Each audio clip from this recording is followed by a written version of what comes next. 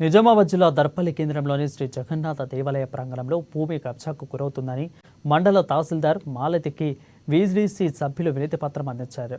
ఇక శ్రీ జగన్నాథ ఆలయ ప్రాంగణంలోని భూమిని సర్వే నిర్వహించాలని దర్పల్లి వీడీసీ చైర్మన్ కోరారు. అప్పట్లో ప్రభుత్వం ఇచ్చిన దేవుని భూమి కబ్జాకు గురికాకుండా చూడాలని కోరారు. ఆలయ భూమిని ఎవరైనా కబ్జా చేసి ఉంటే సామరస్యంగా అక్కడి నుంచి తప్పుకోవాలని రాతపూర్వకంగా లేఖ రాసి తహసీల్దార్ కార్యాలయంలో వినతి పత్రం ఇచ్చినట్లు వారు వివరించారు. అయినటువంటి మేము ఈరోజు మన దర్పల్లి ఎంఆర్ఓ మేడం గారిని వచ్చి కలవడం జరిగింది.